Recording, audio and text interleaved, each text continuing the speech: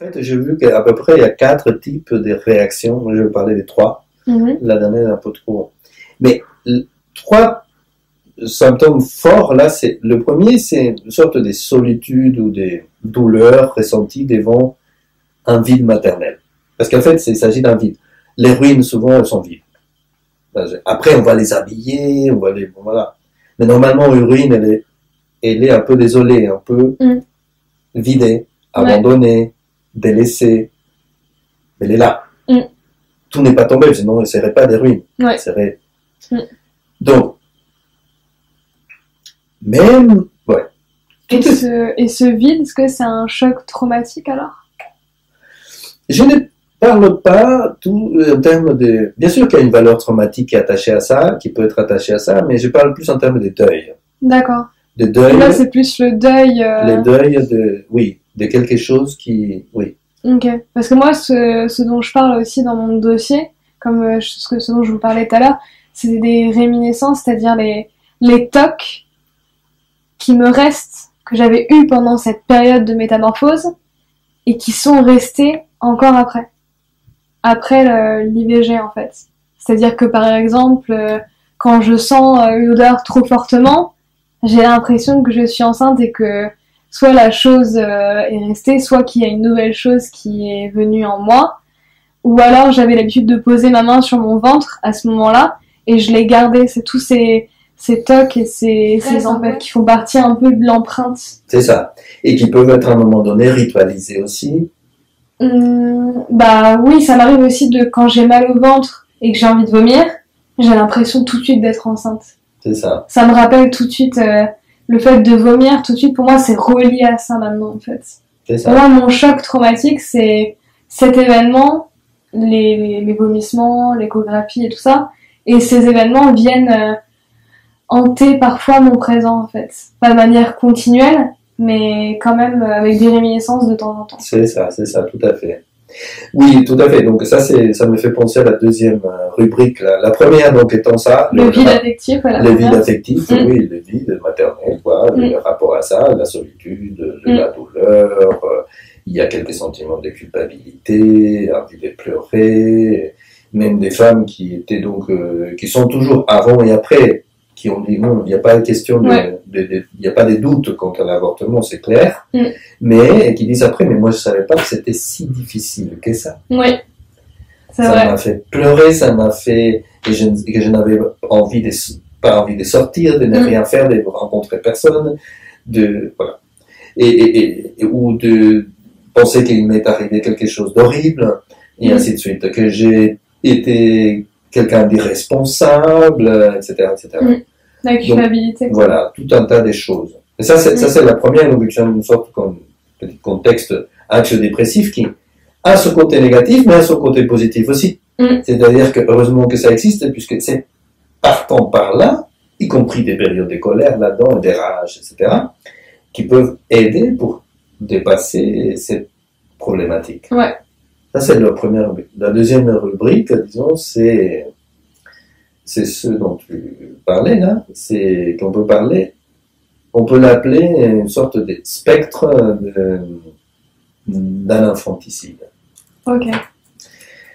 C'est-à-dire que les ruines sont supposées abriter des fantômes ou des êtres mythiques, des êtres, des spectres, des êtres fantasmagoriques d'une époque révolue, puisque les ruines montrent bien le passage du temps. Il y a eu une histoire dans ces ruines-là.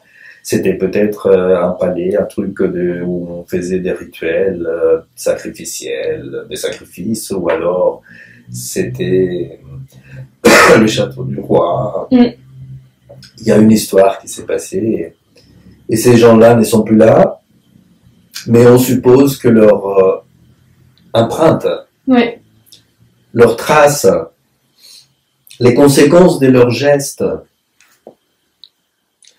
restent encore là, imprégnées dans ce qui reste des murs.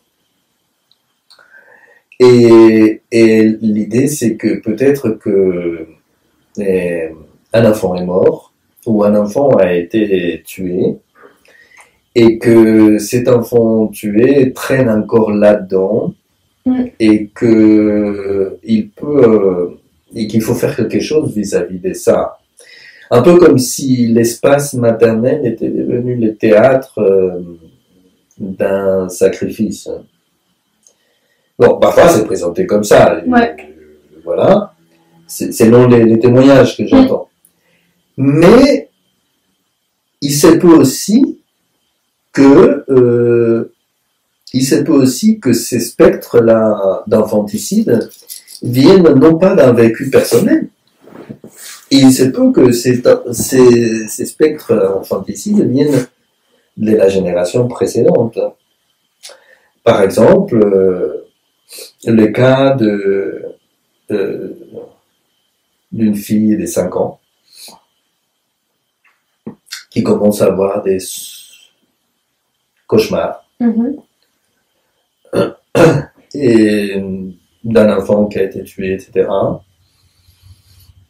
Et que quand elle arrive à ses 18 ans, elle tombe enceinte, elle avorte, et à ce moment-là, elle apprend que sa maman avait avorté. Avant elle, oui, j'ai entendu parler de ça. C'est ça. Qu'apparemment les enfants peuvent sentir s'il y avait eu un autre enfant avant eux. Ouais. Comment c'est possible? C'est dingue. J'ai entendu parler, ouais. C'est possible parce que dans la relation, parce que cette fille-là, elle ne savait pas ce qui s'était passé. Elle ne pouvait pas le savoir. En revanche, elle est la fille de sa maman. Ouais. Et sa maman, elle a avorté. Et sa maman, elle sait qu'elle a avorté, même si elle n'a rien dit à sa fille. Mais sa maman, elle a accordé une certaine valeur affective à cet événement-là, de l'avortement et tout ça. Là. Et elle réagit émotionnellement et affectivement en fonction de ça. Oui. Et probablement, son traumatisme, quoi. C'est ça.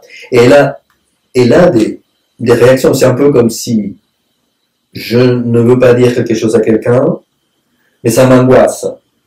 Donc je ne dis pas à la personne la chose.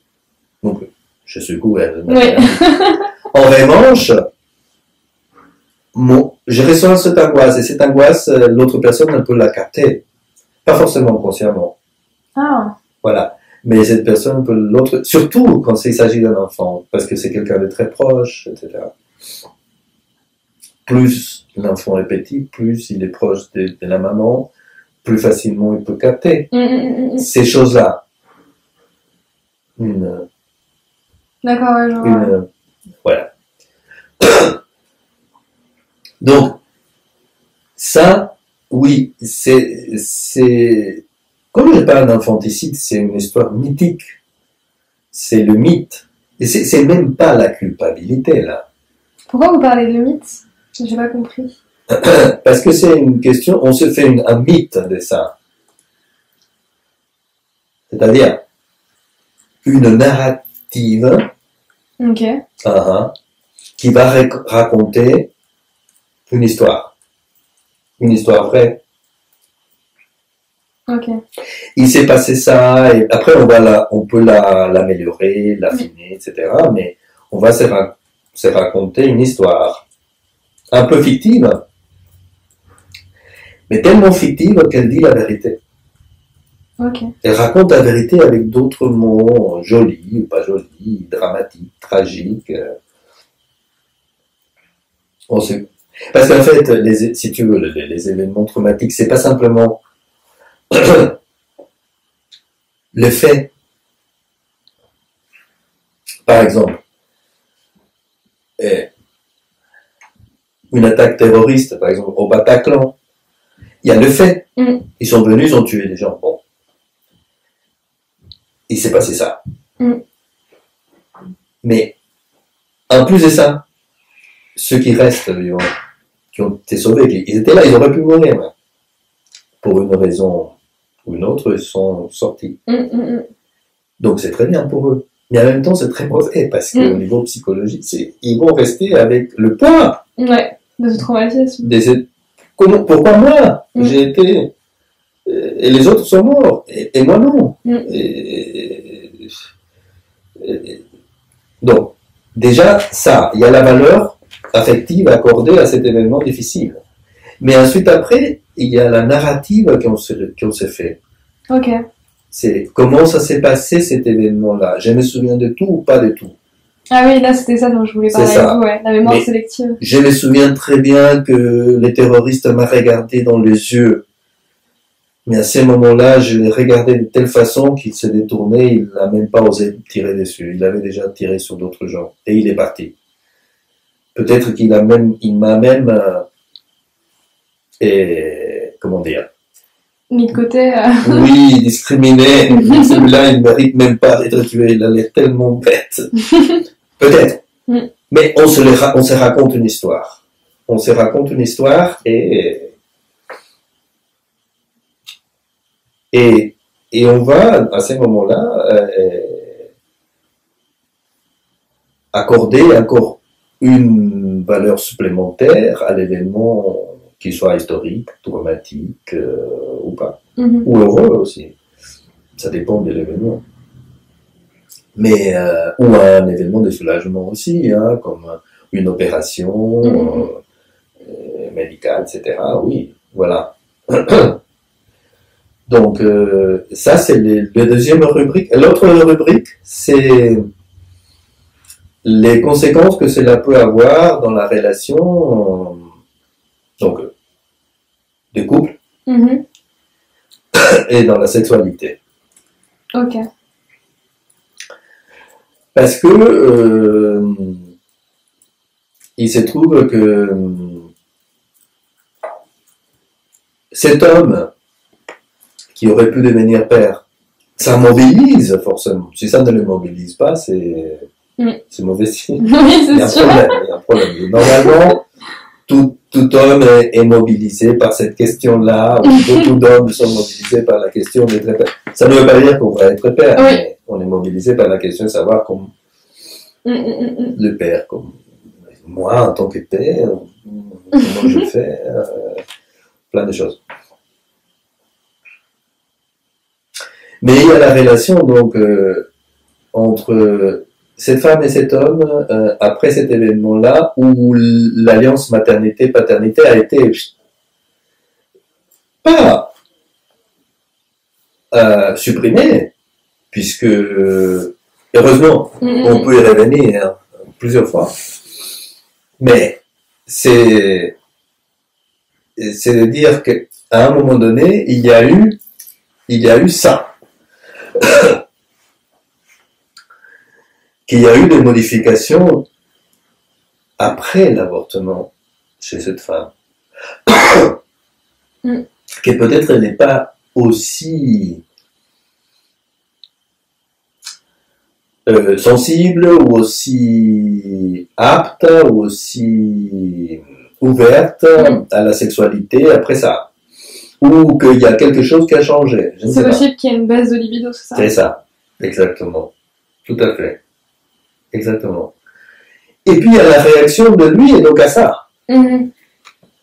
Alors on sait par exemple qu'il y a une partie des couples après avortement qui ne tiennent pas.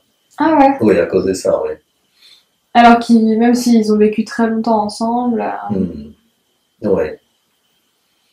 Parce qu'il y a des projections aussi, des culpabilités de part et d'autre, parce qu'il y a plein de choses qui peuvent exister. Voilà les trois. Et puis peut-être la quatrième chose, c'est quelque chose qui est plus général de notre société aujourd'hui, c'est l'angoisse de la maternité, quoi. Ok. Et ça c'est plus général, mais qui fait des incidences différentes pour chacun d'entre nous. Mais qui existe quand même, et qui est le fait qu'on essaye de repousser au plus loin possible la maternité et la paternité aussi d'ailleurs. Et donc ces trois catégories, ces trois grandes catégories, pour vous c'est un peu les trois différents traumatismes qui peuvent survenir après... 3-4 groupes de problèmes liés au deuil à faire après un avortement, oui. Ok. Ouais. Et donc le deuxième, où vous parliez de spectre d'un infanticide, Ouais. J'ai pas compris vraiment ce que ça voulait dire. Parce que vous dites qu'on parle de mythe, qu'on se raconte une histoire, c'est-à-dire qu'on fait une projection, on a l'impression de revivre l'événement, c'est ça? Est-ce que c'est une... On va les raconter. On va raconter l'événement, tout événement subjectif ou un texte subjectif, et pousser ça. Ça ne va pas sans ça. C'est obligatoire qu'il y ait une narration. C'est-à-dire qu'on va parler aux gens de cet événement? On va se le parler à soi-même. Mais on se fait un film. On dit, hein, on se fait un film. Ouais. Mais même si tu réalises un film où il n'y a pas de son, il n'y a pas d'histoire, aucune histoire, aucun verbe, même écrit, rien, juste des images. Tu fais un film comme ça, tu le présentes à la Sorbonne. Mais là, forcément, toi, tu vas te raconter une histoire. Celui qui est le prof, il va raconter une histoire. Il va aimer ou pas aimer, mais il va se raconter une histoire. Les autres, pareil. Et on va dire, ah, mais moi, j'ai pensé ça ou j'ai pensé ça. Comme un tableau abstrait. Et tout est bleu. À moi, ça me donne cette impression-là, que ce tableau il soit complètement bleu. À l'autre, ça va lui donner une autre impression. Mais le bleu, qu'est-ce qu'il raconte? Normalement, on sait qu'une table, c'est une table. Mais